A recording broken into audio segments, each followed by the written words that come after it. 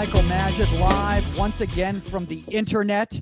That's right. We're still at the virtual United Soccer Coaches Convention 2021. Shout out to United Soccer Coaches Convention for making it happen this year, virtually online. Shout out to all the coaches that have come on to the Inside the 18 virtual exhibit hall booth and said what's up and that they're fans of the show. That's absolutely fantastic to hear.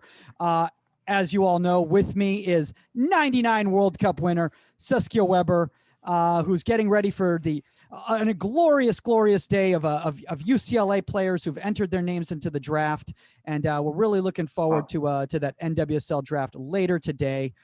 As you know, we have the czar of the virtual background, the one and only Pro GK Academy, Omar Zeenni, and honestly, I'm really getting really quickly through all those introductions right there because it's really about these next two people right here. David, we've been looking to make this collaboration happen for a bit now. We've been big fans of GkNexus for quite a while. Guys, we are joined by legendary former Manchester United goalkeeper coach Eric Steele and David Scott, founder of GkNexus. What's up, guys? Welcome to the show. Thank you and good evening. Short and succinct. I love it. Synchronized good evening. Yeah, no. That was absolutely solid. We've been working together a lot long now, but just bounce off each other. Well, hey, that's how a good partnership works. Guys, we're really excited about this. There's a lot of people out there who are fans of both Inside the 18 and the GkNexus, content as well. Omar, I'm just going to throw Pro GK Academy, in that combination right there. I could say also fans of Pro GK Academy. There you go. But for those people out there who might be new, listeners, maybe they've just come across it at the convention. Maybe they're not goalkeeper aficionados. Why doesn't one of you guys kind of break down what GkNexus is? Whoever wants to. Yes, so I'll take on that. Yeah, so GkNexus was launched in 2017 with the idea of building a network of goalkeeper coaches all over the world and really trying to bring them into one place to educate them. I felt as though on YouTube, you could go onto YouTube, you could find lots of goalkeeper content, but none of it was really educational for you to develop as a goalkeeper coach. So a lot of the content that we do with Eric and the other coaches really takes you behind the scenes. We really take you on a mentoring journey behind the camera. So we've got coaches on there who train under 8s goalkeepers. We've got coaches on there who actually train professional goalkeepers. And we make sure that all we do with the content caters for all different levels and environments of goalkeeper coaches. And one of the best things I did was bring this man on board, Eric Steele. Eric's been a pivotal part in the growth of GkNexus in the 3 years. The guy's experience and knowledge is second to none, and it's a joy to work with him. And that's actually one of the things, as we're kind of introducing everybody right here is that, I don't want to say that Eric legitimizes the project for you, David, but when you someone such as Eric, who obviously has a background as kind of being one of the pioneers in regards to independent goalkeeping consulting, for a long time, it was just pretty much, maybe people would run little private sessions here and there, but Eric was one of the first people out there who actually set up kind of a business model where you would go to different clubs and everything. And is that kind of one of the things, Eric, that kind of, attracted you to this project? Well, what attracted me first and foremost was the professional way that he approached coming in to meet with me, speak with me. And once he outlined what he was looking to do, it just sort of clicked, because my beliefs have always been from a very young age. When I started my coaching career when I was 18, because I was taught very, very well then by somebody who said, you will improve as a goalkeeper, improve as a player if you go and coach, if you go and learn how to coach. So one of my biggest giveaways, where I always say to coaches, is we can't improve goalkeepers, we can't improve players until we improve the coaches. So that was an inner belief that I gained, an inner belief that I found that certainly when I started my coaching career, it helped my playing career, which inevitably kick-started when I did finish. That was my journey then. And I've been very fortunate since I was 18. I've been involved in this fantastic game of football, soccer as you call it. But don't forget, you kick the ball with your foot, not your sock. Oh, so, yeah, sorry, Saskia, but it's just I have this all the time with the girls and the guys. But ultimately, that's gonna be an hour debate. So inevitably what we try to do is spread the word, and that's really what David's done. David, through the platform we've actually got now, where we've got coaches coming in from Australia, America, Germany. We've got a mentor scheme now. So I've always stuck to that we can't improve players until we improve the coaches. So I've been to America many times, coached in clinics, in camps, done individual work in Washington, Maryland, Minneapolis. So I enjoy coming there because you've got a fantastic enthusiasm, you've got a great love of the sport, and you've also got, which also attracts me to come over there, you've got all the other base sports that make you produce good goalkeepers.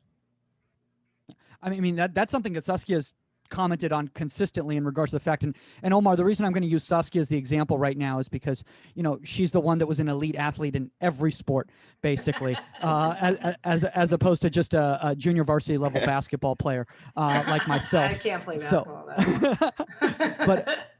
But Saskia, I mean, you came into the university as a lacrosse recruit essentially. I mean, you were big in soccer as well too, but you were also elite in lacrosse.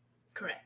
Yes, I mean, I was recruited for both sports equally, but I had made the decision and when I was in high school, I had already gone into my first national team camps. I had made the decision that I was going to go soccer, and especially because at that point in the spring when lacrosse plays, I was traveling with the U.S. team, and I have to study, so but I think that is something that America has that is different than other countries, that we have so many other sports that are at such a high level, at the best level in the world, that we have multi-sport athletes, and that just helps them in football, soccer, that just helps them. And we were just talking about that today actually at practice, because like when you have a basketball player, like it's the footwork, it's the handling, and you can encourage your goalkeepers, if they have downtime in the winter and if they're looking for another sport, go play basketball.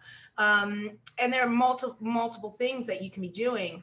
I think across the board, our athletes, our football players should be better because of that. Our women are the best. I'll leave it at that. Like that. I like that. A woman with a strong opinion. I like that. That's not sure where the disconnect is happening, but that's okay. My basis, what I base a lot of that on is, like David and I, we say to all the coaches that when you get the goalkeepers, whatever age, especially the foundation, we call foundation age 7 to 12. And the one thing that we do, and it's big around Europe as well, is that we have better facilities now. We're near enough catching up now. You've always had these fantastic university complexes that promote multi-sports. Mm-hmm. So I've got family in America. I've seen my nephews, my nieces grow up. So it's no wonder you produce goalkeepers. No wonder you've got Stefan now playing in our Premier League. You've had Brad Friedel. You've had Tim. You can go all the way back. And you can see why. Because you're a kid, 3, 4, what's the first present you get? You get a baseball glove and a ball. So straight away, your eye-hand coordination is boom, catch, deliver, throw. The next thing you do is you can't buy a house in America without that hoop somewhere. then learning the basketball skills, where I'm sure Omar agree with this, you're then learning to drive off one leg, which is vital to the goalkeeper, vital in any sport. And your footwork, absolutely. Exactly. So you look at that, then of course, the reason why soccer took off big in America was because them camp moms used to come along and go, I don't like my little boy playing that big rough game, NFL, but he can be a little guy and play soccer, or she can be a little girl and play soccer. So soccer is huge in terms of looking at the physicality. It's a game that could all embrace, and it was a game that the parents very quickly picked up. And obviously you've led the world in terms of your college facility, what you've got within your setups. No wonder, women's soccer is as big as it is. But that really is the basis of when David and I preach and say to parents, and we always say, look, you've got to have a triangle. And the triangle's got to be parent, coach, player. Mm-hmm. And we always say to the parent, go and let your little Johnny, go and little Emmett, get away, go and play. Do other handball sports. We always encourage them to go and play, like in Holland, mm-hmm. Ajax, there. The kids at 9, they'll have been in the system from 6 to 9. They don't play in goal. They play 3 years outfield. Then they come along and go, right, who wants to be a goalkeeper? Now, they then put their hand up and they say, we'll try that. But they've had 3 years of grounding at playing. the first thing they do is if they decide to be a goalkeeper is they send them off to do martial arts once a week. And you go, yeah, your eyes is exactly what happens to the parents. You go, we just signed for a club. And No, I was like, I could see that. I could see how that makes sense too. Yeah. Yeah, I just never thought of it. That's all. Also, Saskia, contact sport. You're going to play a contact sport. You're going to be a goalkeeper. You're going to be a soccer player. Come on, guys, you've got to get used to taking. So what a better sport than to get involved. So there's always been different ways. So this is where we try to preach to the parents and get that link. But you've always had the head start because your facilities are like second to none. It's funny, by the way. I will say this right now. You know that Omar definitely has respect for either a platform or a group of people when he hasn't shared a story 13 minutes into the podcast. I'm like, is Omar on mute? What's going on? There's enough here. Oh, we're on this thing. We're on this thing enough. I talk too much. So Omar, you're learning. I am. No, I am 100%. I think that's definitely, I mean, I'm sure David too, you could probably attest to this, like just having that platform. I mean, one question I've always wanted to ask you, I know we're kind of, veering away from everything, but like what have you learned the most, I guess, working with Eric and working with, I guess these other coaches? Omar, I look back at sessions that I used to do 3 years ago and I would never go near them now. The amount of knowledge. Honestly, it's the way my coaching has evolved over the last 3 years is unbelievable. Through watching guys like Eric and Phil Wedding, Neil Cutler, Andy Coy, Thomas Schleek, and then going to the IGCC that Phil Wedding hosts every year and watching all these coaches. I know I'm biased because I run an education platform, but the amount I've developed over the last 3 years, I know that everybody can do that too. It's putting yourself into these situations where you can go and learn. You can learn from so many different coaches, take what you like, leave what you don't like, and then mold that into your own philosophy.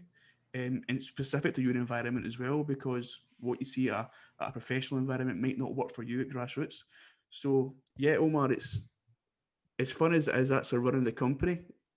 Just being able to watch these guys.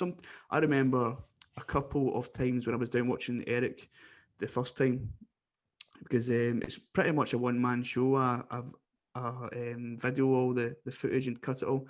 Sometimes you forget you're filming. You're actually standing and you're watching the session, and the session's maybe moved over to here, and you're still focusing the camera over there because you're still watching the session. Yeah. It's been able to kind of just be around these. But being able to be around these coaches that I worked with over the last 3 years, it's just been brilliant. I absolutely love it. Well, it's great that you said that, David, in regards to that, because I think this is actually a great segue into kind of our topic today.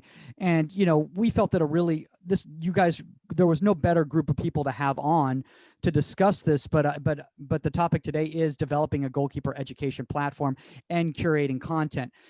As we all know, from world famous Instagram channels such as Pro GK Academy _. I got to throw the underscore in there in case anybody wants to follow Omar from here. There's been a lot of younger coaches out there who've been working on, curating content and also developing their own educational platforms. And there's been some, let's just say, some hits and misses in regards to that. So kind of, David, just since you just spoke, I'm just going to ask Eric right here, in your mind, what is an educational platform, and how does this differ from like an entertainment platform? Let's say like the Misha, Mike or whatever, who's, going through hoops or whatever he does exactly. Not to throw anyone under the bus, but you know what I mean. That was a big bus there. He just drove forward and reversed. I'm like, oh my God. I just referenced the hoops. I don't call them out. I'm like, whoa. I didn't say anything negative. I just said it was entertainment as opposed to education. I don't. Okay, continue. There's a market for everybody. Yeah. There you go. I like that. What? You asked the question and answered it. I like that. Yeah. No, if you're going to set an educational platform, it has to be exactly what the word says. I see the massive difference for me is training and coaching. I see a lot of coaches, and no disrespect, I've seen it when I've come to America. Tips and drills, my word. After 40 minutes, I'm going, how many more have you got? I'm not interested. The kids are bored. You've got the kid, but you've got to now, have you now built in, have you planned? Have you actually planned progressions within your session? So the education platform has to be the exact words it is. There's a huge difference between training and coaching. And if you're going to educate people, you have to coach. Coaching is teaching. So we as coaches, we should be classed as teachers. So I wouldn't expect to go into a classroom and the teacher is standing at the front in whatever country I visited, hasn't actually planned and prepared, and then also built in that there might be part of the group will need a little bit more time on a certain topic. Whereas others, you need to really push them on and drive them on. So I think any educational platform has to set off on the right footing, that it is going to be an educational tool. And first and foremost, once you start doing that, it's not just posting a video of that's a session on the video. Yeah, tell me the reason why you're doing the session. Tell me where that session is going to be in 6 weeks' time. Tell me how you would do that session with an 8-year-old, a 13-year-old, and a 16-year-old. Can you adapt that session if all of a sudden you get there and you had 6 goalkeepers and only 4 have turned up?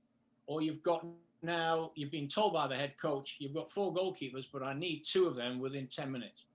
So these are the sort of tasks that we set within Nexus to say, if you're going to do anything, the main words we talk about is plan, do, and review. We're all very good. I don't know about Saskia and Omar, I think. We're great at planning. We're really good at doing the actual coaching. We have a big problem when I work with UEFA, we value that we don't actually review enough. And that might be, I'm walking off with you, Saskia, and I'm saying, right, how do you think it went? How about the involvement that we had with? Yeah. How was the interaction? So we invited a psych who came on a mentor scheme we've got, and he made a great comment. So within the first week, he had 16 coaches. We got 6 of them in the US, and David had people from Bosnia, Germany, Ireland, Scotland, England. And he said, you know what? You as coaches, you're great at planning actions, but you're not so good as planning interactions. And that, again, is a big thing, that if you're a trainer, the difference between being a trainer and a coach, you are prepared to deal. I'm prepared to go and work with Saskia, but I'm going to challenge Saskia and say, right, after 20 minutes, how do you think we could do this? How do you think we can move this session on? Mm-hmm. And then after that 20 minutes, say, okay, let me take it on from here now. So I think the actual fundamentals have to be there from the start. That I don't want to just see a video that you can post on showing it. We can all do that. I need to see content. I need to see a belief. I need to see some structure. I need to see a 4-week program, a 6-week program. Where do you want to be with this group of players? Where do you want to be with the goalkeepers within the team? Are you going to be building a team? I think, or you're just going to be purely an academy that deals with goalkeepers? Yeah. So I think there's so many, you have to say, right, where do we want to be? But it certainly has to come from the education. So again, I'll go back to it.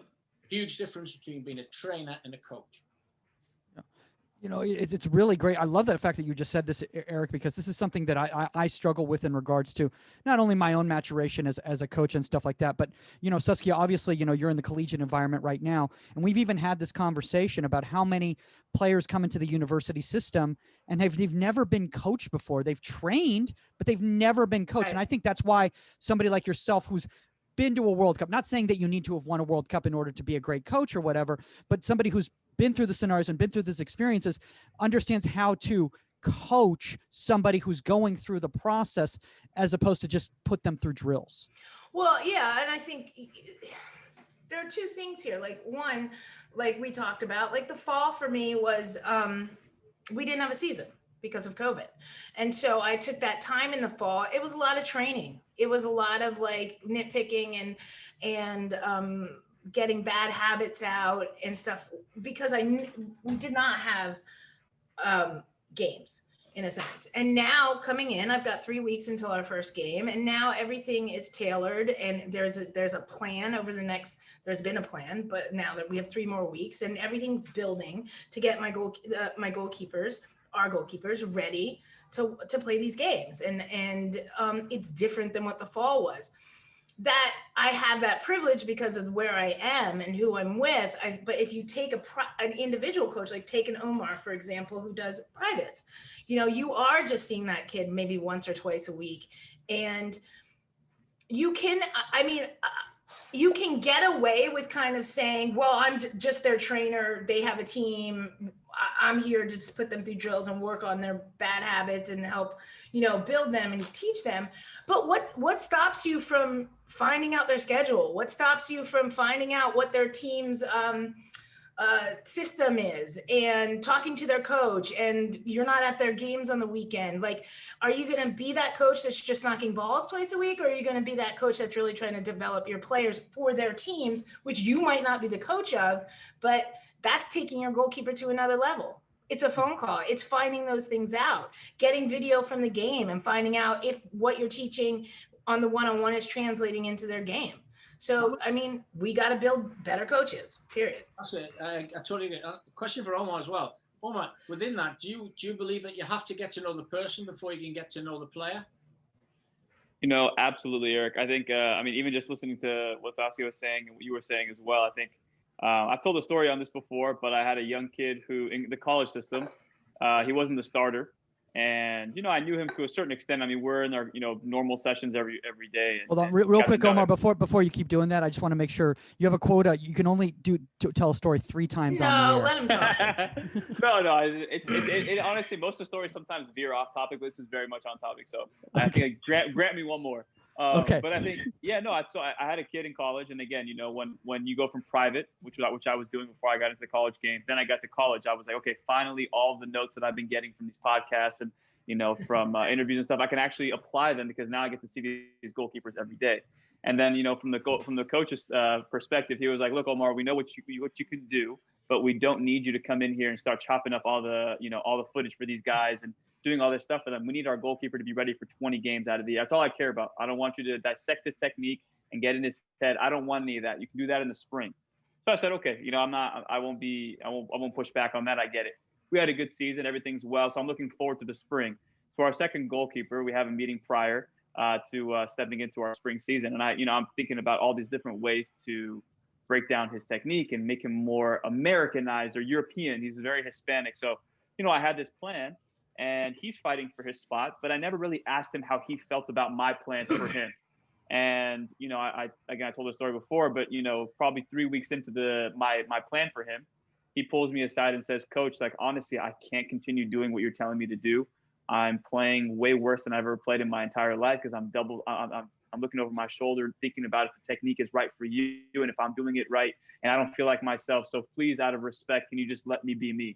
So to answer your question, Eric, I feel like had I gone with the approach of let me get to know this goalkeeper, let me see what his goals and aspirations are for himself versus me coming in with my ideas and my ideal technique for a goalkeeper, I probably would have had a much better result. But again, it was a great reminder for me that, you know, you don't try and prove anything to the world. Most of the best coaches know what they don't know. And unfortunately, that was something that I was just unaware of. And now that I know it, I approach things a little bit different and get to know my goalkeeper on the personal level first before I come in with my ideas, because again, it's not always going to line up. I love that you said that. Know what you don't know. I think Saskia, the big thing we put, and David's promoted it within the mentor program, is that we actually say to the coaches, we ask them to put together an IDP, an individual development plan. So where they see themselves when they start, where they see themselves midterm, where they see themselves long term. But then we also say you've got to transfer that to the players as well. So 1 or 2 of them found that really a struggle. So we give them simple tools. So even coaches, one of the coaches was in America, and David will probably, as I tell the story, they'll remind me of the name of the coach. And he said, I found that a great value.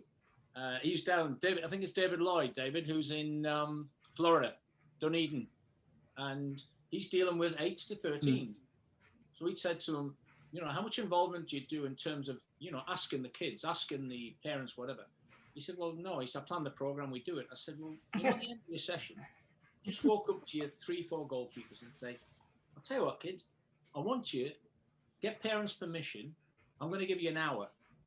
I want you to text me 3 things that went well in the session that you felt you benefited really, really from. You've got 1 hour. And he thought, they're just going to get in the car, off the go, nothing happens. What does he get? Within an hour, the kids come back. Yeah, enjoyed this. So they've actually come back. They felt part of the process. We then do the same with the parents. So we encourage the parents, or not to say to the parents, can you just watch the first 20 minutes of the session? Tell me what you think. You can watch your boy or girl, but just tell me what you think in terms of the session. What do you think they're getting value and why? Can you see why they're getting value? And all of a sudden they've said, oh yeah. Now again, I'm back to you again. That's really the point that you make, is that you've got to get to know the individual. Mhm. If you don't have any time to do that, I just think off you go on your program. You've got to know what they are, what are aspirations. So setting these individual plans, again, back to the first question, that's an educational platform where you're actually saying to these people, what is your plan as an individual and as a goalkeeper and as a player? I mean, go ahead, Omar. No, I think just kind of want to add on to that. I mean, I remember I spoke to Nathan Thackeray, who's with NC Courage, and he was telling me that through those conversations, he's realizing that a lot of kids are visual learners. Some need video accompanied with their learning process. Some are more audible listeners who, when you tell them something, they pick it up right away and they can pick up trends based on what the coach is telling them. So he was just like, I had to figure out who was audible, who was visual. And then from there, now I can really, like we talked about earlier, it's like not wasted energy. You're putting your energy to the right spots because you know your players down to a T. Yeah. By the way, I want to say this right now, which is first off is that just in regards to what you guys are all saying right here in regards to Omar, the audio, the video, the tangible and everything like that. I want a lot of young goalkeeper coaches to hear that, because a lot of coaches approach, and Erica and David, I'm sure you can attest to this. There's a lot of young goalkeeper coaches out there who coach all their goalkeepers the same, not taking into account that everybody's different and everybody learns differently, you know? And I think that's one of the great things about your guys' platform, David, is that you guys share different points of view on the platform too. It's not just one way, and that's the high. It's not just, this is the Eric Steele methodology and you better do the Eric Steele methodology or we're not going to have anything to do with that. So David, how do you go about that? Is making sure that you find something that's going to be valuable, but also bringing something different to the table for your platform? I think that was the main reason why I decided to bring in multiple coaches. So we got Eric on board at the start, along with Tony Elliott, and then we brought in Phil Wedden, Thomas Schleek, Andy Coy, Neil Cutler, and I had plans to bring on other coaches in Europe this year, but COVID took a stop to that. But I think it's about, as you say, it's not just one way of coaching. I've always said there's no coaching Bible. Everybody has their own beliefs in the way they do it. What might work for one person doesn't work for somebody else. And I think that's what's really important about our GkNexus platform, is that we've got multiple different coaches in there who probably share some philosophy in there, but they do have their own philosophy as well. And it goes to a point that I brought up earlier. I think you really do have to watch as many coaches as you can, take what you like, leave what you don't, and then make that suit for yourself. And I think you can only do that by, if we're talking about an education platform, by putting multiple coaches on there. And one of the most important things for me is having these coaches mic'd up, looking at their interactions with their players. And that's one of the, if I could give a tip to any coach, it's something that I did after a year of GkNexus. I actually mic'd myself up and put myself in my coaching environment and watched it back. And it was an eye-opener for me. I hadn't seen myself coach before, because a lot of the time you're so much in the moment, and as Omar was talking about earlier on, what you don't know, so you're delivering your way and you don't think of anything else. But once you start talking to coaches, once you start learning from coaches, and then watch yourself coach with all this new knowledge, you can then see the holes in your game that you want to improve on. So yeah, I think you can only, and the tip for me, as I was saying there, is to any coaches that are listening, get yourself a microphone, make yourself up, and video yourself for a session for a full hour, and then look at the results. Yeah. Go ahead, Mike. Omar. No, I mean, what David was saying, I think it's just so important. I think that's something that I do as well. I'll listen to like my own sessions back and just hear what I say. And I'm realizing when I watch my sessions back, I'm like, man, I rushed through that way too fast.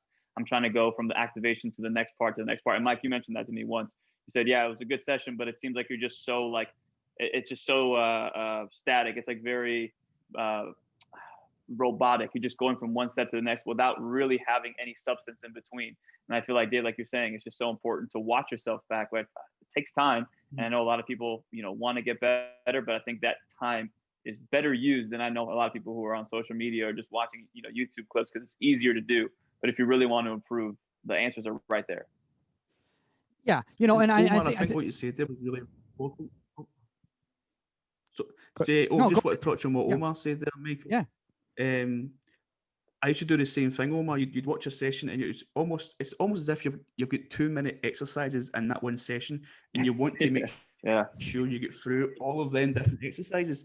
And it's something I used to do, but then what I started to do was take out the exercises, have maybe 2 less exercises, but you've still got 3 exercises over an hour. But you're allowing that exercise to progress a lot more, be more game realistic. The goalkeeper's seeing so many different actions within that one exercise. And I feel as though Yeah. your sessions start to flow a lot better when you do that.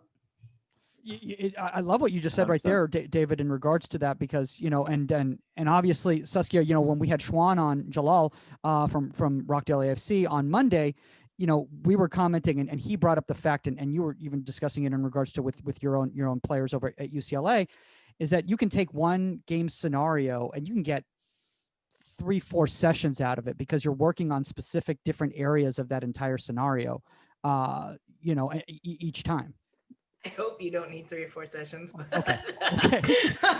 No, but you know what I mean. little things here and there. Yeah. A lot of young coaches out there, you put your thing down and you're like, okay, we got to move from this to this to this to this to that. That's what I've set up, right? And you have to be able to realize that you have to adapt. You have to realize that maybe they're not getting the second segment of your training session, and you can't move on from there, because if you planned your session right, it's building off the first segment, second segment, third segment. And if they're not getting it, if they're not doing it, you can't move on. You have to spend more time. You have to figure out what's going on. You know, it's not just about the show. It's not about the head coach looking over and you throwing the goalkeepers all over the place and looks like they're working. There has to be a purpose to this. And it's not about your ego. It's about training the goalkeepers. And sometimes you got to slow it down. Sometimes you might have to spend more time and more reps on something to get it right, because you have multiple goalkeepers and maybe 3 of them are doing different things wrong in this one segment. So you've got to be able to adapt to that. And that's what we meant, I think, by you can end up like spending a lot of time on something where you think in your head as a coach, all right, we're going to do this, we're going to do that, we're going to do that, we're going to move on. It doesn't work that way. It doesn't work that way. Mike, I just have a quick question for Eric real quick. I think we, you know, from what the stories that I've heard in the past about how when you got to Haya, you learned Spanish. Is that a true story? You learned Spanish to like make sure that all, you know, it was a very unified, you know, kind of coming together. We signed him in the January of 2011. So he was brought over to England, the deal and everything was agreed. So then he went back to Atletico and we continued on and obviously got on with the Premiership. But we knew he was coming. So this is something that I do when I go to conference. And I speak to people and say, how many departments do you think we used to get ready for David De Gea when he came in June? Because he was playing in the Euro Championship. So we knew he wasn't going to arrive with us until June 12th, 13th, when we knew then we were actually going to be, he's only going to have 2 weeks holiday, then he's going to join us in America on the tour, and then obviously get to know everybody. So we had to make sure that when he hit the ground, we could help and prepare him. So bear in mind, he was 20 years of age when he came. So yeah, what I did was then I spent 4 or 5 months with a professor, the same professor that taught him English. Wow. He taught me, so I got to know very quickly social Spanish, but then also football Spanish, because that was the most important thing that was going to happen. Because we had to fast track him so quickly, because we only had 3 weeks with the American tour and returning before he made his actual English debut at Wembley Stadium against a little club called Manchester City. Now, we had to get him ready for that. So we had people ready. So we literally had people like the professor. As soon as he hits the ground, he arrives. But we couldn't do that till he got to England, because he met us in America. So I was very fortunate. I had Patrice Evra, who could speak Spanish, French, English, superb. We also had 1 or 2 others within that could speak. So off the field, I was trying to build my relationship with him. But we also had to very, very quickly develop that relationship with the team and with the squad. So that's why, yes, it had to be done. But we also then, as soon as he came home, we had it ready. He couldn't drive a car. You had to say, right, you've got to pass your test to drive a car. You're going to learn a language. You've got to find your property. You're going to bring mum and dad, right? No problem. So we had everything ready in place. We had the strength and conditioning, boom, ready. When does he hit the ground on that? So nutrition, boom, we got to hit the ground on that. So we had about 8 different departments all ready for when he hit the ground, partly in America, then ready for when he came into England. So that's what professional clubs do. Just going back to Saskia, the great point you made there is what we talk about in Europe when I do the UEFA courses, is we talk about progression and regression. And that's exactly what Saskia said, is if you think it's not going, don't just keep pushing your session on, because that's what you've wrote on your session plan. That's where the skill coach, that's where David and I speak to the coaches and we keep saying, do not stop being a sponge. You must, the good coaches are sponges. They want to learn. They want to continue. I'm still learning now, working alongside Nexus. Some of the coaches we have to, I'm learning now. Absolutely. So and that's what I try to say to people. Be a sponge. You don't stop learning just because you go and get a certificate or you go and get a coaching badge or you finish your first season. Continue to learn. But you have to learn how to deal with people, and then you have to learn how to deal with sports people. And there's, again, we're back to the 2 things that I think an education platform should have. You just brought up a fantastic point right there, Eric, in regards to, and I think this actually has to do, David, in regards to an education platform, is you need to learn how to work with people. I think one of the problems that a lot of people have when they start running an education platform, and Omar, I don't want to throw you under the bus, but I'm just going to use you as an example. He's going to. Yeah, okay, I'm going to throw you under the bus. When someone starts off a sentence like that, you just know. That's good. It's a love-hate relationship. Loves to hate You can't start a sentence with, I don't want to throw you under the bus, but. I've thrown 2 people under the bus. But I love you, Omar. But we've even had this conversation in the past. Is that when you started Pro GK Academy, one of the biggest issues you had was letting go of that control, and you wanted it to be about your content and about, you know, you sharing, and it was the more and more that, you know, you saw other experiences and just frankly, you just became an older coach, the more and more you started recognizing how much, I didn't want to say you needed others, but how much it was going to benefit you to have others involved in the process, bringing in other coaches, you know, having podcasts with other coaches, IG lives, sharing other sessions, that sort of a thing. Yeah, and I'm sure David can attest to this as well. I think when you start your own platform at the beginning, you want to, it needs to be your voice, right? Like any seminar you've ever attended, the first thing the person will say is like, do you ever want to start a vlog series on YouTube, or you want to start your own, you know, seminars? You need to be the one controlling everything. It needs to be your voice. And I think from that start, I think your ego really takes, your ego is centered on that focus.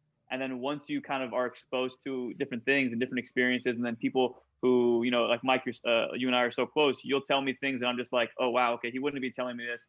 Wouldn't be coming from a bad place. He's coming from a good place. So I need to understand that and I need to reflect on that. So the little messages that I got from different people, and then I started having conversations with different coaches, and I realized, damn, there's a lot of stuff that I don't know, and it's a disservice for me not to pass that information along with the platform that I have. So, I mean, yeah, it's a process, but I would say the same thing as a coach as well. There's just so much that we know as coaches that if we're going to go through our sessions and just go like, you know, like Eric said, progression, activation, whatever, without allowing, you know, us to pass that information on, or even have, you know, side conversations with our goalkeepers, it's a disservice to them. So I think it all kind of plays into the big picture on a personal level, and then on a more holistic approach when you talk about educational platforms. By the way, for any new listeners or any new watchers of the show, I did this privately with Omar. I didn't do this on the air. I don't want anyone to think that that episode never aired. We scrapped that. We scrapped that episode. Go ahead, Eric. No, I just know you're good friends. Don't worry. Okay. I can take it. I was just going to say. Saskia's like the referee. Saskia, get the red card. Actually being really good today. She is. She's a mediator. She's good. Well, she's a Man U fan, so that's true. This is very true. Eric, Mike, before we move on, Eric, I have one more question. I think it's one of these memes that gets passed around everywhere. That it says that Sir Alex Ferguson only ever missed like 2 or 3 games in his career. One was for his son's marriage or like something like that, and then the other one was for David De Gea, to go watch David De Gea. Is that true? Correct. One of his sons got married in South Africa, and then one of his the other time he was when we'd had a decision to make. So when I went into Manchester United 2008, it was threefold. How far can we take Edwin van der Sar in terms of his playing career? Have we got within the club natural successes, or do we have to go outside? So eventually, after 18 months, you know that when you're with Sir Alex, his time is of a premium. You've got to hit him in the eye. Facts and figures, not interested. It's about what he does. He was all about this. He will always say to coaches, you can give me all the stats, you can give me all that. Have you asked the player how he feels? Tell you what, I've seen him play. I've seen him in training. And he used to go greatly on that. So he'd come and in the end, he says, right, come on then, Steele, what have you got down to? I said, I got down to 3 goalkeepers. And I said, I'm ready on my one.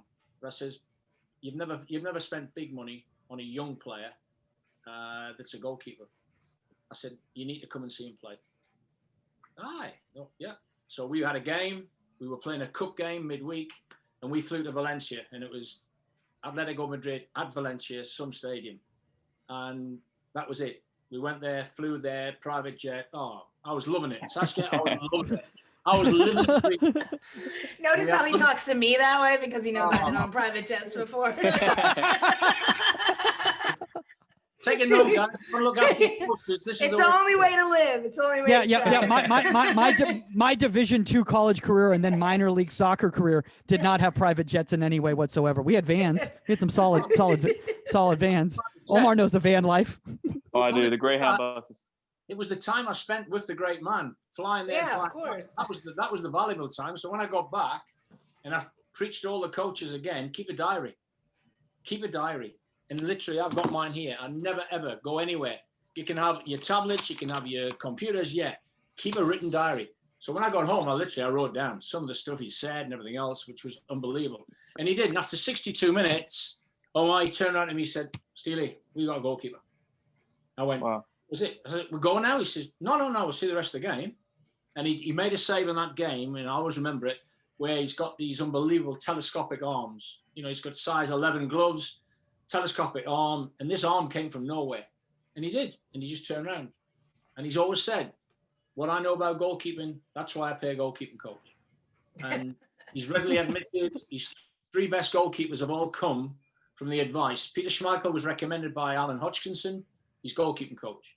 Edwin van der Sar was recommended by Tony Colton, his goalkeeping coach. And De Gea, he allowed me to choose. So he's readily admitted the 3 best choices were not made by him, they were made by his coaches. So I tend to let outfield coaches know this when they try to tell you about recruitment for goalkeepers. Say, yeah, okay, I'm quite happy to learn what you want. What do you want from your goalkeeper? Yeah. What's your identity of your team? How do you want to play? And that was, that was it. He only missed 2 games, one for a wedding and one to see De Gea. Nice. Education. Love it. I mean, I don't want to veer too much off the topic because, David, I know that you do have some clips from GkNexus you want to share with everyone to kind of give them a little taste of what you all do there. But Saskia, in regards to in regards to what the private jet, Mike. No, in regards to the private jet, what was your drink of choice? No, in regards to. But in regards to that conversation, you know, that's a two-way street in regards to when you're scouting a goalkeeper to looking to either to bring into a university or a professional team or anything like that, is you need to have that honest conversation with your team coaches, with your head coach, and say, what do you want? Because that's going to help me find the right goalkeeper for you. Yeah, I mean, and being, you know, not even being a year with UCLA and stuff like that, but Amanda and I have obviously played together since we were kids. So we know each other well, and I fit well into the coaching staff, and they're, you know, I get what they want. I get what we need now, but I still need to go into season. I haven't been in a season yet. I still need to see these other teams, see what we're up against as well, because see what, you know, what's coming at us from other games and other players and stuff. So I can also make an educated choice on, you know, the multitude of video and recruiting videos that I look at and go over. I have a basis, and they allow me to, you know, obviously I have my say, and they've given me that power, absolutely, which is awesome. And it also makes me feel, I don't want to be like, it makes me feel confident in what the coaching staff sees in me, that Amanda's like, no, Saskia, what do you think? And I'm like, you know, thumbs up, thumbs down, you know, not for us. Yes, for, you know, let's keep an eye on this person and everything. So But that's communication, and that's it's not just being a great goalkeeper coach. It's connecting with your goalkeepers, with your coaches, with understanding a lot more than just how to set up a practice. And that, Saskia, is one thing that, again, going back to, if you go on educational platform, David and I have preached all along, it's not just about your interaction with your goalkeepers and your players, it's the interaction with the staff. And if you want to learn and you want to develop as a coach, that interaction is vital. Something that we've tried to help. We've got mentor program, and that's what we've tried to say to them. There are ways of doing it, and we've helped them. David and I have helped them in terms of saying, look, experience tells us, and they give us different scenarios. And we said, yeah, that's again what you've got to learn. Your interpersonal skills are vital. And ultimately, you've got to go. We as goalkeeping coaches, we still are a little bit get in the corner with your discs and your balls. No, we've gone beyond that. We've got an opinion, because why? If you're in UEFA setup in Europe, I've done all the qualifications the outfield coaches have done, plus goalkeeping. Coach. So all we've said is we've got a great command of the game.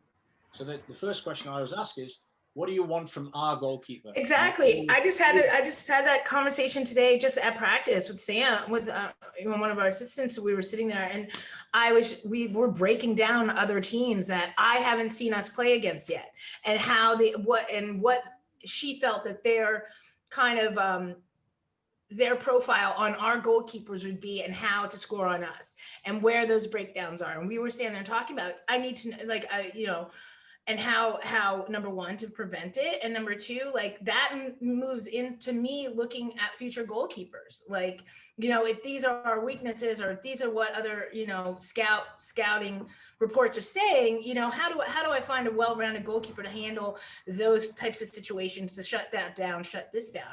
And that's through conversation with the coaching staff. That's not just through me. And so yes, you have to have that relationship as well. David, by the way, I can just tell right now, because I heard you clicking through the different clicks and stuff like that. So why don't you start sharing some of the GkNexus stuff, so we can kind of check it out. And please share some of the ones with the wonderful house music, because I think if you want great goalkeeper content, you got to make sure that it's surrounded by house music, because that energy, I just wanted to get up and dance in the middle of the night last night when I was watching some of your sessions. I'll get up some of the stuff so I was going through the files today. Actually can't get up. Just go on. Can you share screen? So I was going through the Dropbox folder today, and I wanted to share some content that I believe was shown as educational. I can't seem to. You should be able to share screen. Is that you in the background? Who's beeping? Sorry, yeah, it's the garbage man. It's the garbage man. There we go. You should be a co-host, David. Are you a co-host? So you should be able to share screen. Well, Michael, as we just, can I ask Eric one more question? Sure. Eric, so I know, as you said, we're talking about. Oh, go ahead.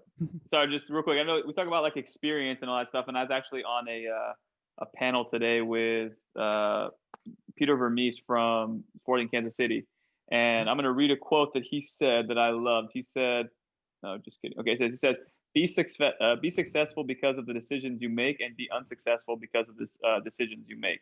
So I kind of want to making sure that no matter what it is, you are very, very steadfast in your, preparation and understanding that you are, whatever plan you have and whatever vision you have for the goalkeepers that you're bringing in or whatever it is, making sure that you don't waver when things get rocky. So for you, how were you so confident? Was it because the hail was so good that you were like, hey, I know Sir Alex Ferguson doesn't want cut through the BS. He wants the real facts. But I'm sure it can be a little intimidating with Sir Alex Ferguson bringing up a goalkeeper and you're so sure about it that he's missing a game to fly and watch him. Like, how were you so sure about it?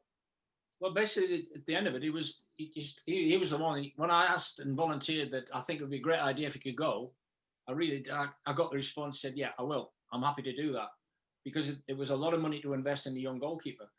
What I've always tried to preach to a lot of the coaches is that if you're an assistant coach or a goalkeeping coach, we're paid to give opinions. The managers, the head coaches, they make decisions.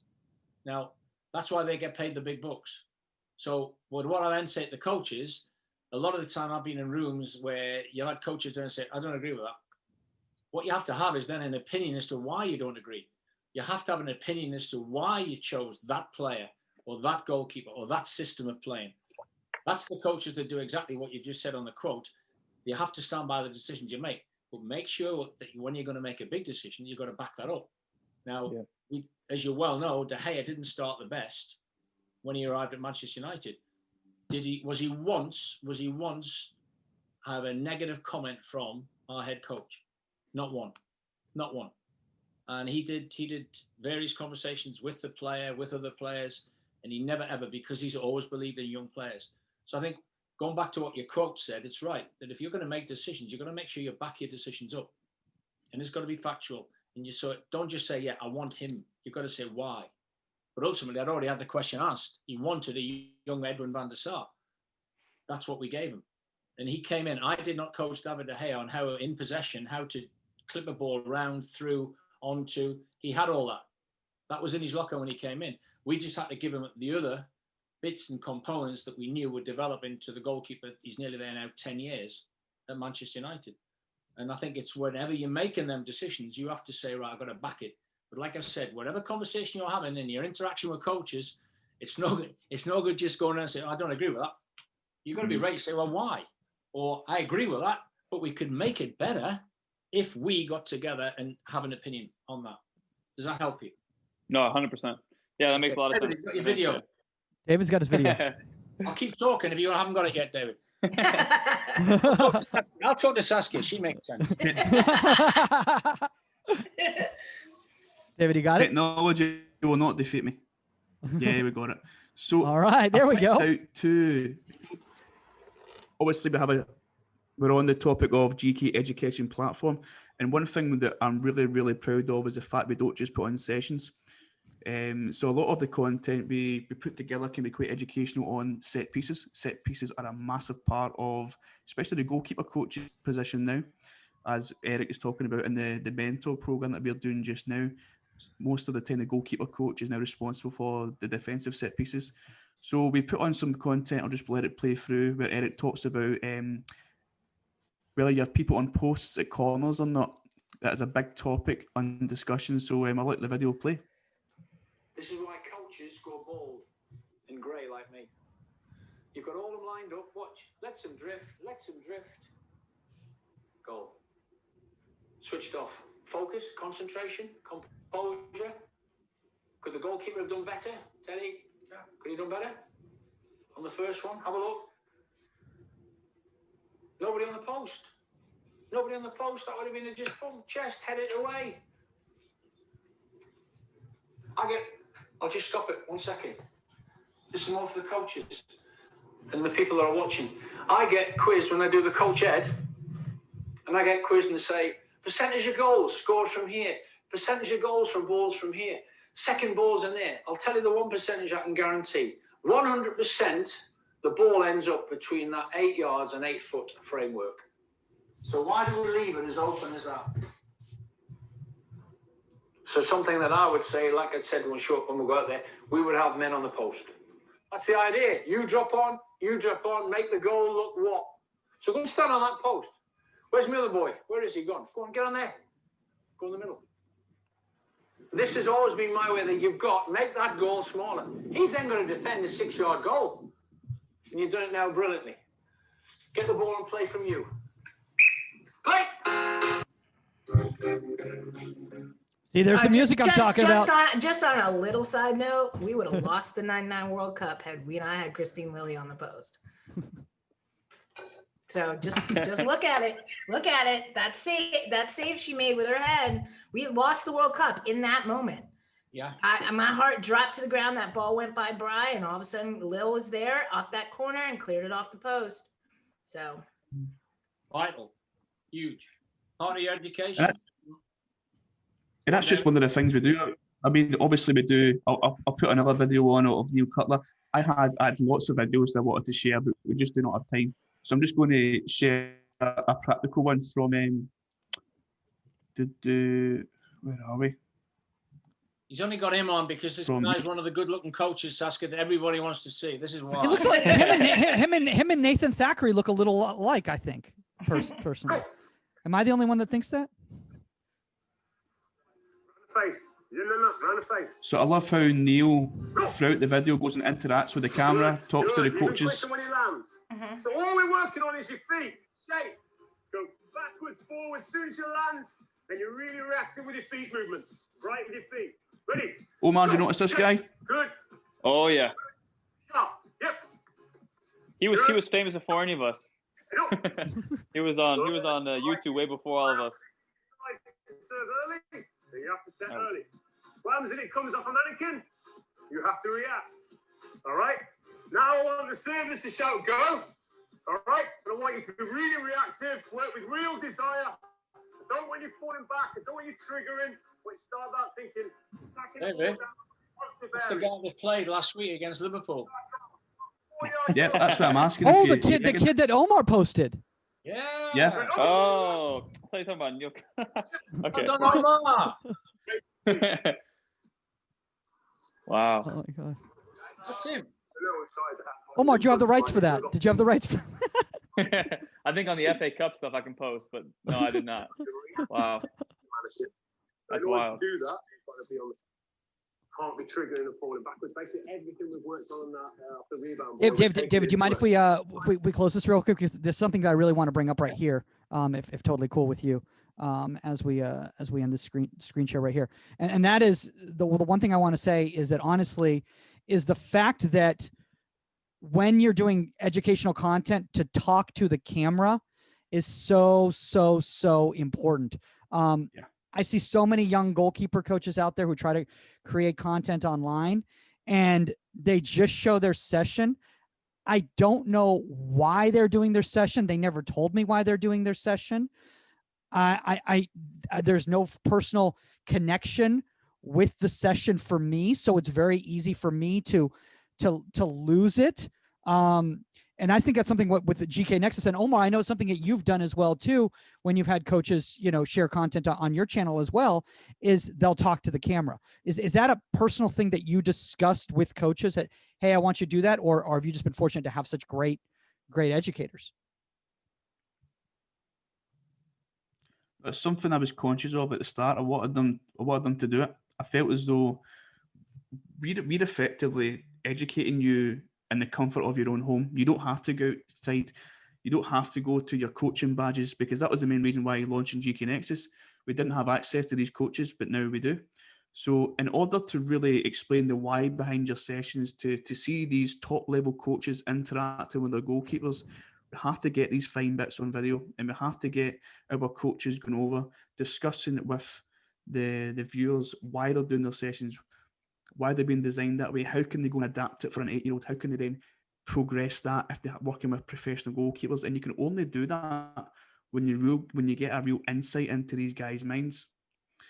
So no, it's very conscious that we make sure that, it was one of the first things I says to Eric. I says, Eric, go and deliver this session like you would at a conference, but don't talk to a crowd of people, talk to my camera.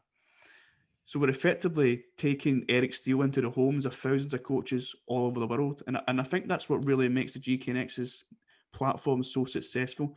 It's the fact that you're really, really engaging with that coach that you would never really get an opportunity to engage with.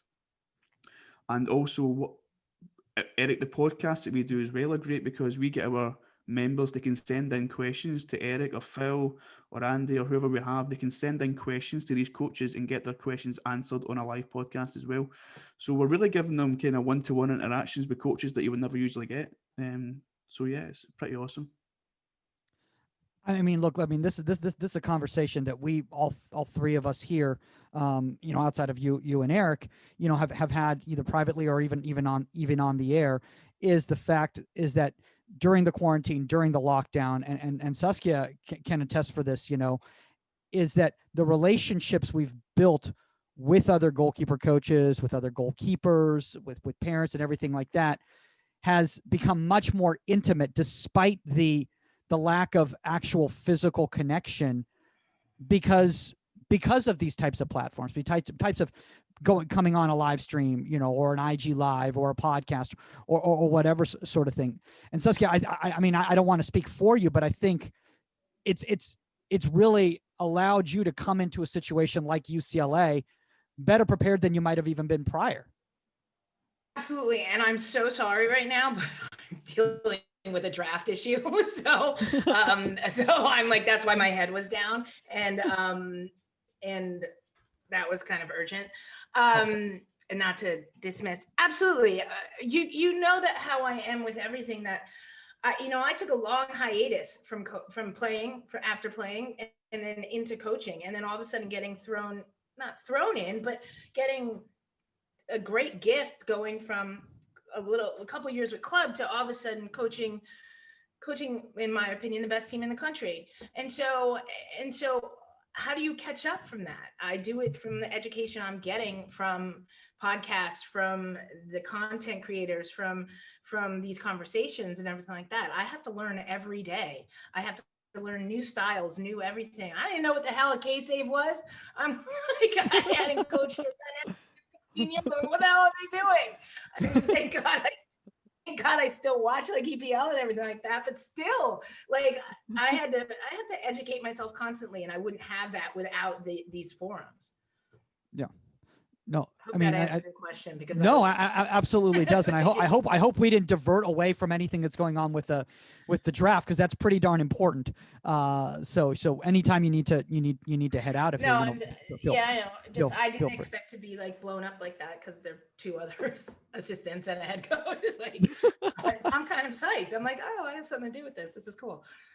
That's again, going back to what I'm saying, I went from coaching club here, locally for a couple of years, and not coaching for 16 years. I hadn't coached since I was coaching for Tony DiCicco and Soccer Plus, and when I was playing, and to this great gift that Amanda and UCLA has given me. But I have to do my work, like seriously. Do my work. Like I was so mortified to send. I was like sending Omar. I asked me to put him on box and had him look at like some sessions. And then I was like, I really don't want to send Omar my sessions. Like you know what I mean? But I was like, and then I had to send a disclaimer. I'm like, Omar, you do realize this session was done for like an 8-year-old. So like that's why it's like it's not like the regular session, but still like leaving yourself open to criticism, leaving yourself open to everything. You have to. I'm sorry, you have to. I'm totally humbled in that. I think that's a really good point that you just brought up right there. And Eric, I want to bring this up with you. By the way, if you want to feel humbled, you can just send it to Eric, and I'm sure he'd be happy to go through this. Good Lord. He's like, you talk a good game, Sas, but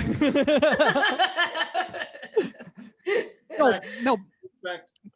But how important is that, Eric, in regards to an educational platform, is that you show, I don't want to say the warts, but yeah, you want to show, getting into the weeds, and you want to show, the sessions that didn't work, and, the mistakes and all of this stuff too, because if it's really going to be all encompassing for goalkeeper coaches to learn from each other, then you got to share the positive and the negative.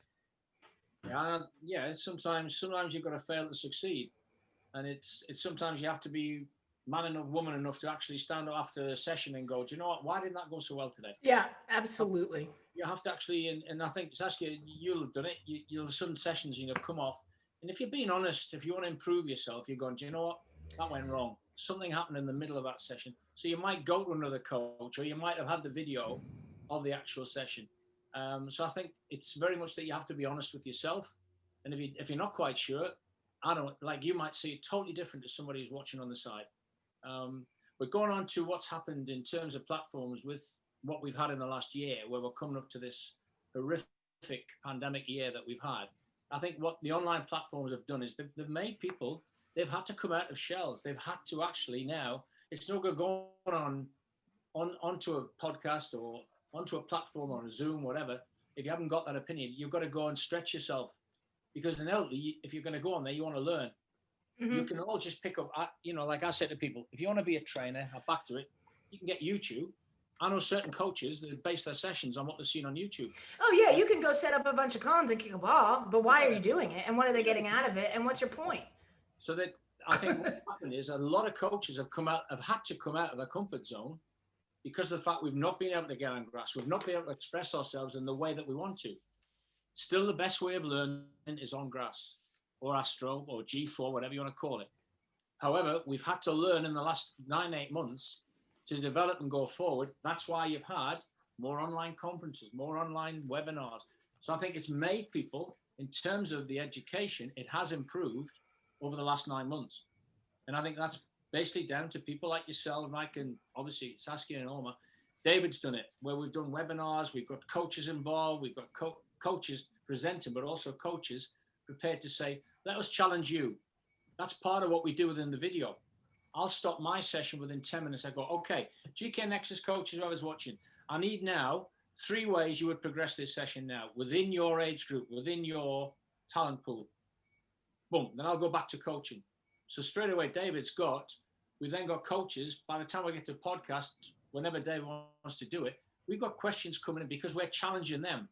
So it's not just sit down and watch Eric Steele coaching for 40 minutes. They're challenged after 10 minutes, after 20 minutes, after 30 minutes. And I think that's the way we have to be.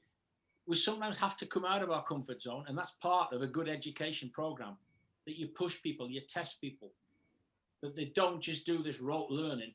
I've got that video from Saskia, I've got that video from Omar, I've got that from... No. Take it, learn it. How would you adapt it? If I put a session now online on your platform, I would hope, in fact, I would guarantee, looking at the quality in front of me, Saskia would do it different to me. Omar would do it different, so would David. Same content. That's what good coaching, that's what education's about. Putting that thought process in. Eric, I'm so glad you brought that up, because that's one of the biggest mistakes in it, in regards to talking to young goalkeeper coaches out there. One of the biggest mistakes I made was very ambitious when I was a younger goalkeeper coach. I was very similar to Omar. That's why I kind of understand, his journey and everything like that. And there was no Instagram back then, so nobody knew who I was. But what happened is I would go to every MLS session. I would go to every national team session, and I would watch those goalkeeper coaches, and then I would go to my DA sessions and I would just try to run those sessions, never really asking the right questions to the coaches there at the sessions on why they're doing this session. And also, how can I make the adjustments? And honestly, I've gotten to the point now in my coaching career, I don't quote unquote steal sessions. I take ideas from sessions, and then I come up with sessions based on the game, based on scenarios I see in the game. I always say, players come in, I'm going to finally say something non-self-deprecating for the first time on the air ever. And that is that, people will come to me and they'll be like, well, you just brought 3 cones to this session. What do you plan on doing with that? I'm like, I don't know. I have to see where these goalkeepers are coming from. And then I will tell you. Now I have my idea. I have my session plan, but it's going to be fluid and it's going to be based on what I'm seeing in front of me rather than playing an idea in my head. And I think that's the problem with those YouTube videos. And that's not any disrespect to, people like yourself, Omar, who put YouTube videos up, is that there's not enough a disclaimer of, like you're saying, is challenging the coaches to use what they're learning right here to come up with their own sessions, and Saskia, I don't know if you want to add on to that before you leave, because I know you need to take off right now. So I think, I don't want to go after Omar on something like that. I think that if you're an educated adult and a coach, then you need to realize that this one session that you pulled up or one clip on YouTube probably is part of a bigger thing, and probably part of a progression. And if you're not going to do your due diligence to figure that out and go back and let me see Omar's progression into power diving or into high ball crosses or into whatever, breakaways or whatever, and you're just gonna be like, oh, here's a session, the guy's skipping balls off the beach in the water, and I'm going to do this tomorrow, then you're not a good coach, and move on, sorry, and we want to develop quality coaches. That's what this is a conversation about. So don't just say, well, I saw this drill and I got my cones and I got, a couple dummies and let's just put it together. Go into his archives and figure out, I like this guy. I like Omar's stuff, what he's putting out there. What is this about? What is he doing? And I guarantee you'll find a development and a progression into whatever clip you saw. And so then learn, educate yourself. Educating yourself isn't pulling up one clip off YouTube and just copying it. You wouldn't expect that for us if I couldn't do that. I'd be like, oh, let me watch this practice and I'm just going to put this practice together and make them play. I don't even know what I'm doing. That's ridiculous. So I'm not putting that on. I'll put that on the coaches out there looking for content, as well as the content creators. But be smarter than that. Yeah. Sorry. Yeah, so I'm gonna hire you. I'm gonna hire you as my PR. All right. That was huge. Oh my gosh. Omar, now and Saskia, I know you got to take off, so we'll say bye to you right guys, now. I gotta go help with this. Awesome. Best Can of we luck keep with the doing draft. this? Thanks. Absolutely. Thanks. I love it. David, you talk too much. All right.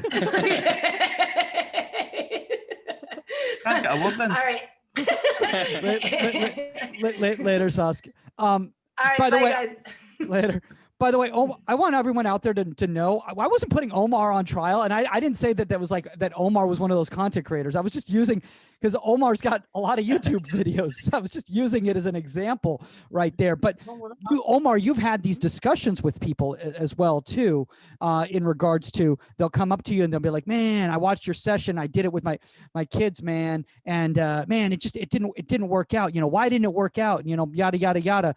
And one of the things that you've really tried to do, which I think is wonderful with your content, Omar, is set a specific tone or energy to your pieces, so that when people come on to a Pro GK Academy video, they know what it's about in regards to the point of view, why you're there.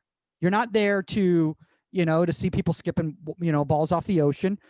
You're there to see what you were doing with young professionals or college players or anything like that. Yeah, and I think, the way I try to do it is kind of reverse engineer from kind of what I was, looking for growing up, or what I'm still looking for nowadays when I've kind of run out of ideas for my sessions. I'll go online, and David, you do a really good job of this as well with the content you guys are creating at GkNexus.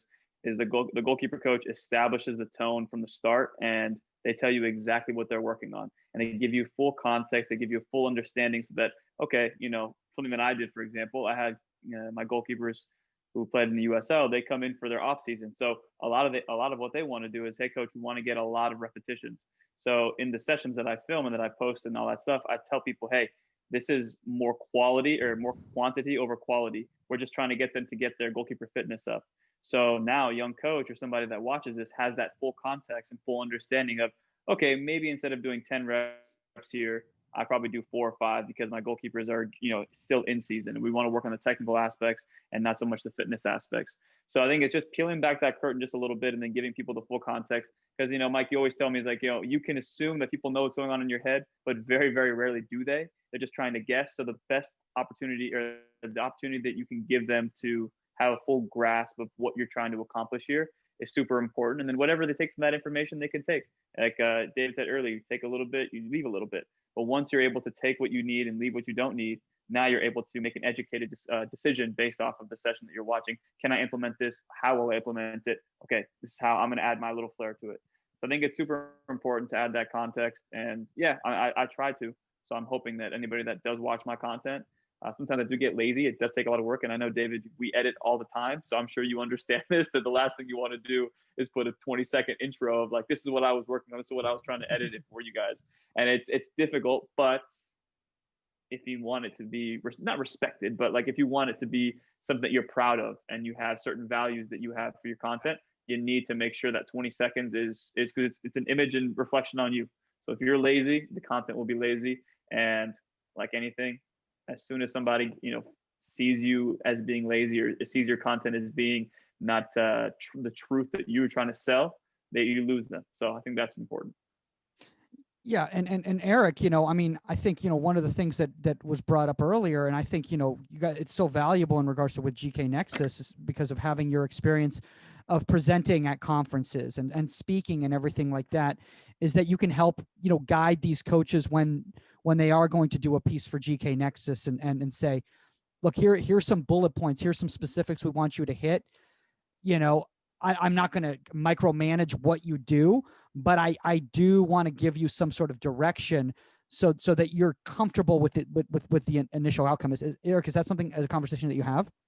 Very much so. It's something that's inbuilt within me. The coach education I've been working on now for nearly 22 years.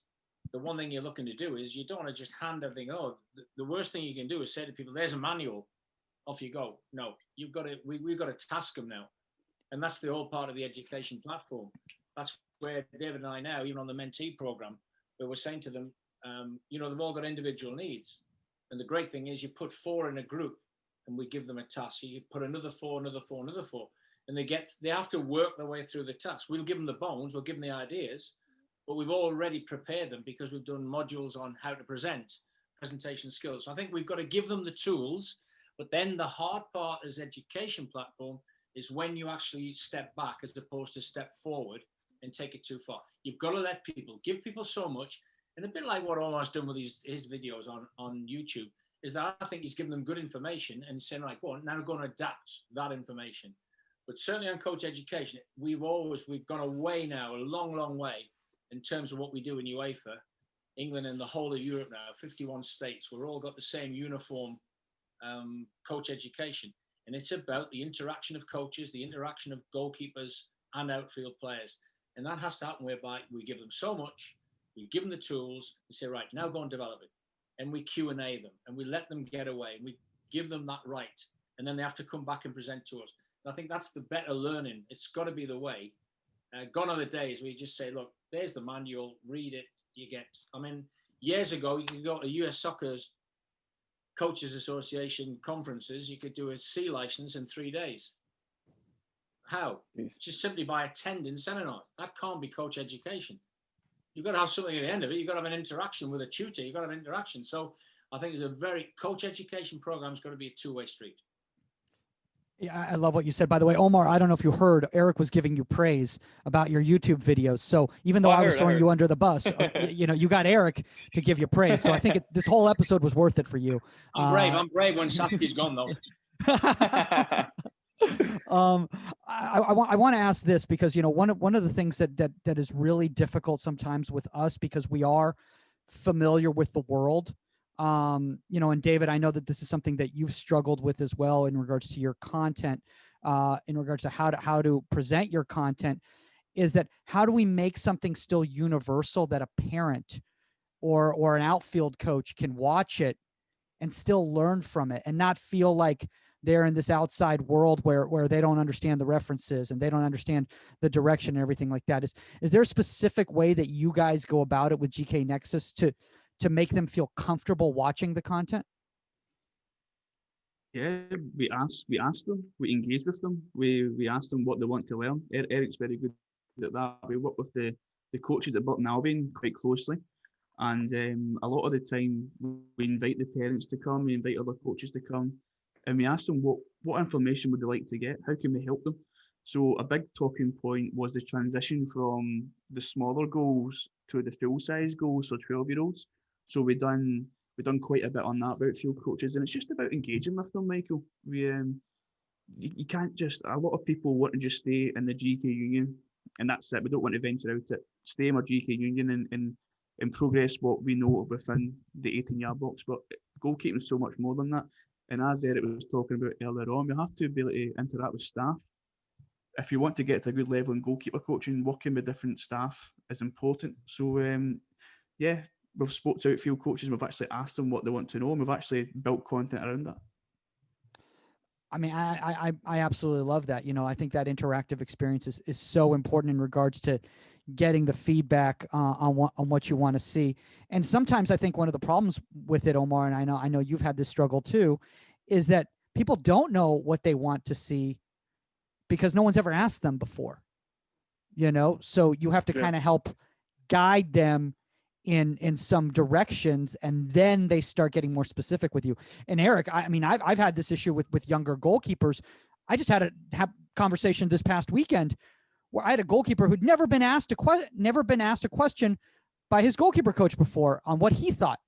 It was always, in the environment that he had been in prior at the other club, my way. But no one had ever asked him what he wanted, what he needed. And I think it's vital in both asking for people who want asking coaches what they want for content creation, and also youth keepers on what they want from their sessions. I think the biggest advice I always give to the coaches, if you're going to educate them to say, is what was said about, if you want your goalkeepers to go and do other sports, that's for their development. what you need to do then is go and study other sports yourself. So go and study Larry Jackson. You've got some of the best coaches over the last 50 years in the world in different sports. So I read Larry Jackson. I want to know why. How did he get that basketball team to where it was? So I always say to the coaches, you've got to go and do that. And the one thing I always say as well is that if you're dealing predominantly, if you're dealing with younger age groups, do you actually bring the parents into the process? So you've got parents, they don't get to practice without parents. And I know the Americans like to leave their kids for 3 hours, and I'll turn and say, wait a minute, you only play 90 minutes. Why do you want the kids for 3 hours? It's not physically possible. So I've had arguments galore with parents that think they should be there for 3 hours. And I've just said, no, in the end, we've got to buy the process has to be bought into. So that's an answer to Michael. I've always said that's where that triangle is important. With the younger age groups, 8 to 16, it's got to be coach, player, and parent. So that we ask and we keep them, we involve them in the process. So we have a little scheme, Omar, where we say within GkNexus, we say to the parents, when you're on your way home from a session where David's in a session with some of his goalkeepers, turn the phones off and spend the first 10 minutes where the dad turned around and said, what did you learn tonight? What did you enjoy most? And then the kid might turn and say, Dad, you watched part of the session. What did you think to the first 5 minutes? What do you think the first 10 minutes? So we actually get them to interact. And then we say, right, when we come back next week, I want to know what happened on that first 10 minutes. Because you know what normally happens. My kids get in the car and the first thing they do is that. So part of the process we have is we're educating the parents to help us educate the kids. And then it works the other way as well. And you can't work with younger kids without the parents' help. So that's why we always want to involve the parents in the process. Back to, again, your education program has to involve them parents. You wouldn't send your kids to school and not expect to hear from your teacher every week, 2 months, 3 months, 6 months. Very, very similar. We're back to it. Coaches are teachers, and we have to do that. And if you don't get that with younger, you're not developing. Like I've said, develop the coaches, you've got a chance of developing the players. Yeah. Well, guys, I know we need to start wrapping up right now because I know it's late for you guys, obviously over there in the UK. We've been going almost an hour and a half right now. This has been absolutely fantastic, and David and Eric, if you're willing to do it once again, obviously we should definitely connect once more. I'm glad that we finally were able to make this happen. As we start wrapping up, David, where kind of do you see goalkeeper education going from here? Oh, you're on mute, dude. You're on mute. Oh. Over the next,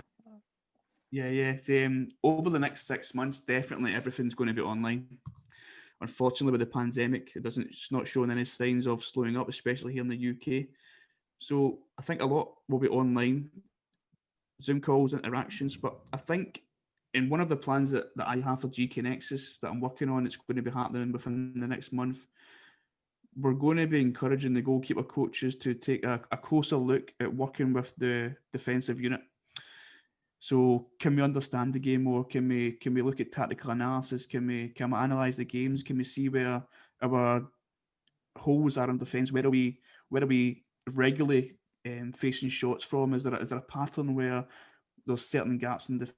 So we're bringing somebody on board, the performance analysis, to break down games, to help educate our coaches to really look at the game a bit more closely and how we can actually help then transfer our findings into session design, and then how I can help our goalkeepers and the defensive unit, whether that be a back three, a back four, two holding midfielders as well. But and then in return with that, we're also getting the goalkeepers to work, the goalkeeper coaches to work with outfield coaches as well. So I can really see that. I feel as though in the UEFA licenses, that's a big focus now, getting the goalkeeper coaches to work with the outfield coaches. So I can see, especially in GkNexus, a lot more content coming to specifically working with the outfield coaches in partnership. Yeah. Omar, anything you want to add to that before we finish off with the legend himself, Eric? So that he's the headliner. He's the headliner of the final thoughts right there. One more question. Omar's got one more question. Go on, Omar. Okay. I don't have any more questions, but I just think just to kind of summarize what I personally think about educational platforms, I think that whenever, if you're going to decide to create your own platform, and I'm sure David can agree with this, and Eric as well, when you are creating something that's going to be educational, you should come from the idea as if like, if no one else watched this, no one on the earth watched this content, would I watch it myself to learn from it? And I think once you actually get to that point, you start putting in a lot more time in your editing, start putting a lot more time into your planning of the actual filming of that content, of like, what is it? What are little points you want to get from the coaches? What are certain questions that you can ask to invoke and to, you know, expose some of those things that are going on in their head throughout a session? So I think if you are thinking about creating an educational platform, or you just want to start a YouTube channel to educate people, I think it's super important for you to answer that first question. And if the answer is yes, you got to make sure that work aligns with that. And if the answer is no, just leave it to David and myself and other coaches who are creating content to do it for you. Because I think that, again, that's where it gets kind of muffled a little bit, and a lot of people get confused, because there are people who are the fakers and pretenders and people who actually bring out the valuable stuff. So ask yourself that question, and if the answer is yes, go for it. Omar, I just want to say before we wrap up that I absolutely love your channel. I think you've done an absolutely great job, and especially this year with the content you're putting out, the different levels of content, and talking to coaches and putting on sessions and asking leading questions on your Instagram and getting so much interaction. I think you've done a great job this year. So thank you. Well done. Likewise. I definitely love watching some of the GkNexus content. And again, you put it in I'm sitting in my living room, I'm eating lunch, I'm eating breakfast, whatever it is, and I'm sitting there watching, you know, people at Dortmund, and I'm watching Thomas Schleck do his work, and I'm just like, oh, wow, did not think of it like that, or I did not see myself, you know, coaching this young goalkeeper in that same kind of approach and kind of holistic approach that they're doing over there as well. So just kind of like Saskia said, putting all the pieces that you're watching and then having an educated discussion with yourself first before asking anybody else questions, like, how would I apply this? And you put out content for me personally that gives me the opportunity to ask questions that, one, I've never asked myself, and two, questions presented to me that I've never even thought questions that I need to think about. So thank you for what you do as well for the goalkeeping community. Yeah, you know, and I think, you know, one thing as we wrap up right here, and I think, you know, as you know, Eric, you can attest for this right here, you know, being somebody who's coached at the highest levels, is that as a goalkeeping community, for everybody who's listening right now, and I know sometimes, you know, people have come up to me, you know, or Omar in the past, and I'm sure David and Eric, it's happened to you too, where they felt like they've been bothering me, or like, oh, you know, I'm not good enough to talk to you or ask you this question or whatever. Guys, you can be a rec coach, you know, coaching, you know, in a rural area, and I might be able to learn something from you. So please engage with me. Please engage with me. As Eric says, we're all gonna be sponges, you know. And Eric, I appreciate you being so open and honest and humble, you know, despite the levels that you've coached at, to provide back to the grassroots right here. That you know, it's so important that we have people such as yourself who are giving back to the grassroots, because that's really where it all starts. Yeah, and it's something that, like I said, you've got to be something I learned. I wasn't a good listener when I first started coaching. So I had to teach myself to be a listener. And that's, I think, is vital. It's no good asking questions. We're very good as coaches where we ask questions of players and we answer it for them. The good coaches are the ones that listen. The good coaches are the ones that want to learn. And we have to continue our development. And I think, as David said, and by what he said, I'm going to be busy in the next 6 months. I didn't realize that was the but ultimately, that's why he's good at driving the company on. It's time you two got your heads together next year in America. We'll have to get ourselves together. We'll Absolutely. get Omar, definitely get Omar and David together, and you and I can go and have a beer, Mike. Yeah, they can work on all the content stuff, and we can go hang out. You can come on one of my comedy shows, Eric. They can go do some work, you know. We'll go to a Starbucks and edit. I think the next 3 to 6 months, coaches out there have got no excuse. I think the coaches that are proactive are the ones that will come out of this lockdown and be successful. The coaches that want to blame COVID, blame I can't get on grass, I can't get to this, I can't do this, they're the coaches that will suffer. The coaches that are proactive, like the two guys I've got on tonight, the type of attitude they've got, the type of attitude I'm trying to preach to coaches is be proactive. Use your time well. Don't wait. You've got time on your hands. If you can't be on grass, how are you going to use your time? What a great time to build session plans. What a great time to get your video content to link with it. What a great time to learn more about analytics. What a great time something I'm going to preach at the conference on Friday with David. Go and do psychology. Go and do a 6-month course. Go and do a basic psychology course. You can improve yourself. So the coaches that will come out of this COVID, the coaches that will help all levels of goalkeepers and players are the ones that are going to be proactive. They're the ones that I'm going to back. Yeah. And by the way, guys, for those of you guys who are listening right now or watching the show right now, David has a little bit of an announcement right now in regards to GkNexus, because there's a special promo code if you want to tell them about it and how they can get involved with GkNexus and become a subscriber. Yeah, if anybody wants to subscribe to the website this week, they can get a lifetime 25% discount. All they have to do is go to the website, choose their annual or monthly membership, and put in the discount code 25OFF. And that'll get you a free month plus 25% lifetime discount. And if any coaches are attending the United Soccer Coaches Convention this week, myself and Eric are on at 11:20 a.m. on Friday, talking about understanding and working with varied goalkeeping personalities. So Eric did a case study on Van der Sar, De Gea, Schmeichel, Lee Grant and Mark Poom. It's an excellent presentation, and I'd invite you all to come along and join us. Yeah, we're really looking forward to that. I know Omar's already set his alarm for that one. He'll be working out at 6 a.m. so that he's ready to go for the for the 820 session.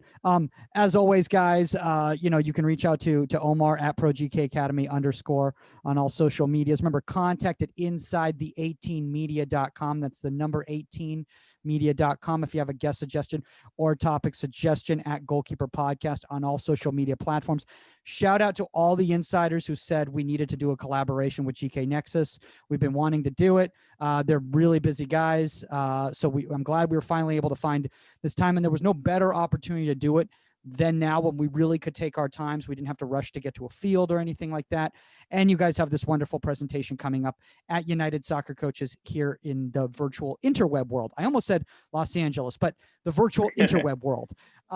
That's all the time on Inside the 18, and we are out. Later, guys.